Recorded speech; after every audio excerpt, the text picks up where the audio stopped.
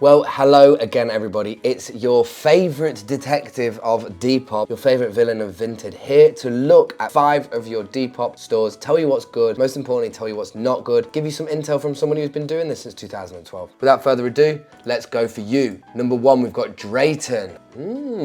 16,000 followers coming through, bro. I already can see consistency. You already know I'm now going to be looking really deeply to find something wrong with it because I can see the consistency is on your side. So we've got 3,000 sales, 800 feedback. Feedback isn't as strong as the average, which is 1 in every 2, which it seems, but let's have a look at how many feedbacks you've actually got. One thing I like to do is looking at people's feedback in the last 7 days. It kind of tells me how, okay, 1 feedback in the last 7 days. Slow communication, slow shipping, not tracked, an item came with holes when described as excellent condition. Ooh, good. Super easy, fast delivery, great seller, looked amazing. They have a hole in which I didn't expect. Okay, that's 2 in a month. That's 2 1-stars in a month. You probably don't want to get 2 in a year, really. I know that's very difficult as well. You've got to set a high standard for yourself in order to get high results back. So let's look at the photos and jump in with one that I can take it in. So you've got a specific way of standing on the photos, or whoever that is that's modeling the clothes. Trousers and trying to advertise them is one of the most bespoke products that you can do. My computer is currently having a bit of a field day as well. Or maybe it's Depop having a field day. Depop doesn't want me to look at your stores and review them. Here we go. Off the back foot, I really like the sage green. Sage green is my favorite color, but you didn't ask me, who cares? The floor is very nice. It's got a set style to it. The only thing, and I know this is very nitpicky, the only thing out of this whole aesthetic is the fact that you've got the plug socket at the bottom. Being able to see the outline of the photo frames, being able to see the floor and the background, it seems like you've been very conscientious with the other parts of the aesthetic. And I know you can't help that, but maybe you could think of some way of like cleverly putting something over it. Maybe it's too late now. And why has it just done this? There's a specific way you're standing in with trousers, and I think when it comes to actually modeling them, it's one of the most difficult things to really do efficiently and effectively, because essentially trousers are a bit like trainers in the second-hand economy. Very hard for people to feel like they know exactly what they're buying without trying it on first. I guarantee you most people that try on a pair of trousers in the shops normally probably try about 4 or 5 pairs before they commit to a pair, because it's so specific with how you like to fit them. However, I'm gonna do a video soon about telling you why there's not much difference in Depop removing their fees. Vintage Carhartt Midnight Purple Carpenter Naturally Distressed Denim Jeans.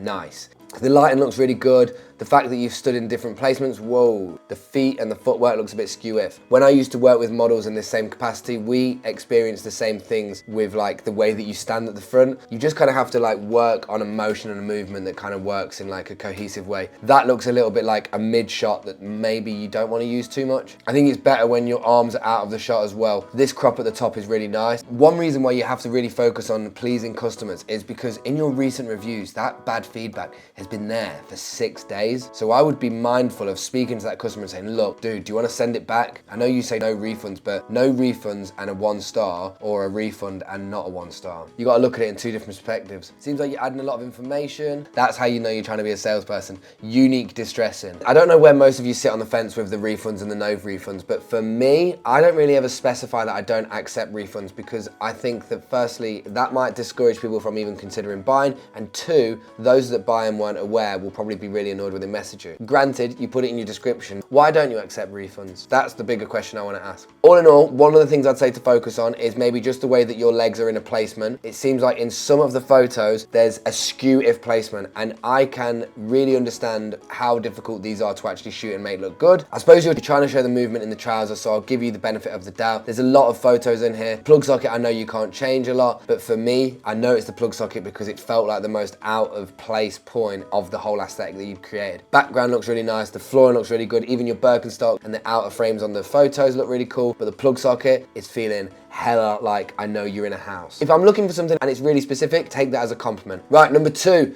Cool Street Vintage, and this is a new seller, 12 sold and 2 feedback, so welcome to Depop. I don't work for Depop, but welcome to Depop. This is like such an ad for them, isn't it? Let's have a go on you.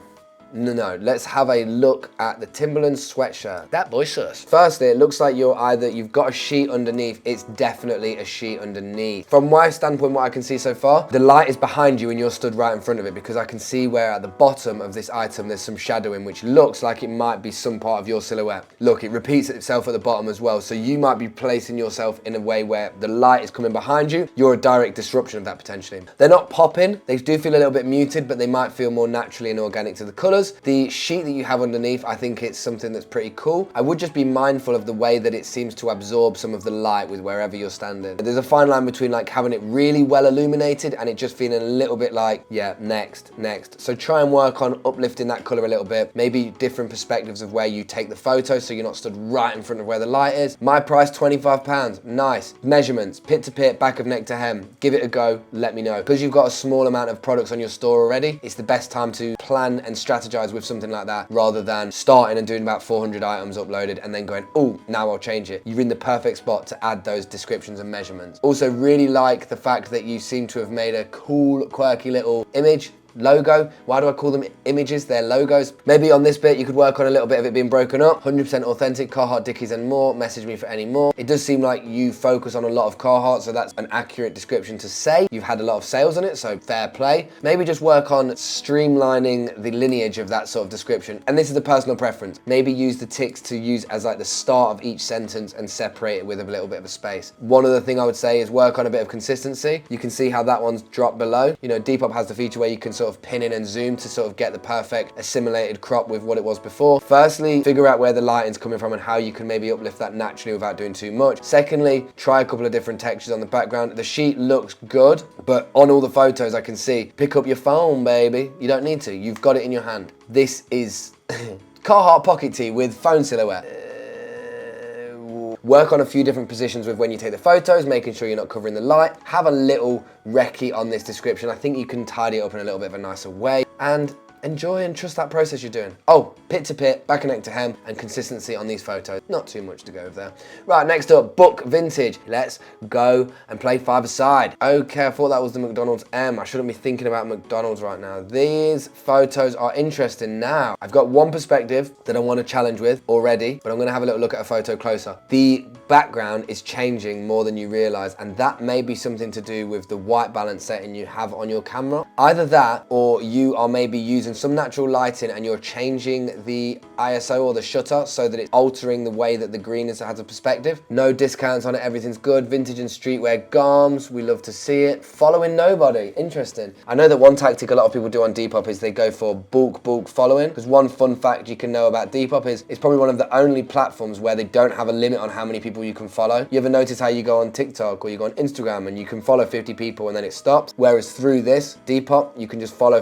So easy way is just to like go on a page of someone who's got a load of followers, spam follow them. I don't know what Depop thinks of that sort of approach, but it's obvious that most people do that because that's how they get loads of followers. Come on, this computer's not having it, man. Free postage on bundles, nice. Instant buys on, nice. It's definitely AstroTurf though, isn't it? Like, you're not like just maintained a nice little plot of grass. And if you are, fair play to you and your plot of grass. The background is almost allowing you to be less consistent with the placement of the products. Like maybe you're just doing it in a nice way and how you like it. I think the green does sit very nicely with it. Major flaw I have with using the green on it is just the fact of how it alters the background with the white balance that you maybe have as your setting. It's very difficult. One thing I learned doing studio photography for a long time was when you shoot different colors and you don't set up your white balance, like yellows and neon greens, it absorbs some of the light in a different way, distorts the background. And in this scenario, it's distorting the green that you have. Unfortunately, I'm not able to show too much because the computer's gone me back to Google now. I think that would be the main point to focus on here, but you've got some really nice products. I'm really sorry I can't do this any better because it's just absolutely stopped and we're gonna have to go to the next one, but work on the white balance. Right, next we've got Surf City Vintage, and here's somebody that wants me to look for the faults because the photos are really good. From what I can see on the surface so far, I'm trying to breathe in and out slowly because I'm getting excited because the aesthetic is getting me excited. What's clever about this is from the perspective that I can see is that you've just found a very nice background that subtly offsets the colors that you're using on the product, and you're working on a lot of uplifting saturation in the actual post of the photo. Like the post editing on these is definitely in effect. And I would say be mindful of that because when you manipulate the colors that you have of the product, you have to be very cautious of the colors that you're manipulating and what you have manipulated them from. I.e., look at the photo you took before you started to edit it and look at it afterwards and be honest with yourself. Look at the product, which one matches up to it the best. But here we go. Wow. Okay, it looks like it's levitating. Vintage San Diego State University. No measurements off the bat. You spent all that time doing wicked images, investing in the image and the aesthetic, and you can't be bothered to tell me what size it is on the pit and how long it is. But you did start on a pretty high point, so fair play. These photos are so clean. Let's see if this computer loads. The attention to detail is insane. What has he done here?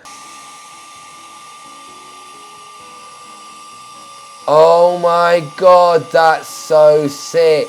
It was blue and now it's a different blue. Mate, I'd probably have turned the volume off on the video, but that's literally it. That's a pretty cool feature. You are going all out. The photos are so clean. You are let down by the fact that you've not got measurements. Like, I know you know your photos are good. The way to get sales in a much more like smoother fashion is to just add all the information that people are gonna want. And people are gonna wanna know how it fits via the measurements. What I would say is just be mindful of those 2 points. Add the measurements and give people the right information. Be mindful of the colors that you are distorting through the saturation that you're adjusting post-editing against the product's color that they are. I have seen all of these items in person before because they look like products I've had over the years importing from the States. Be mindful of these navies, be mindful of these blues, be mindful of these reds, be mindful of these whites. Are the whites white or are they cream? There's a difference. Last and not least, Seb's shirts. It's alliteration and we like it. It's alliteration. No, it's not literation, that's awful. Let's have a look at a photo. Okay, the lighting's actually pretty nice there.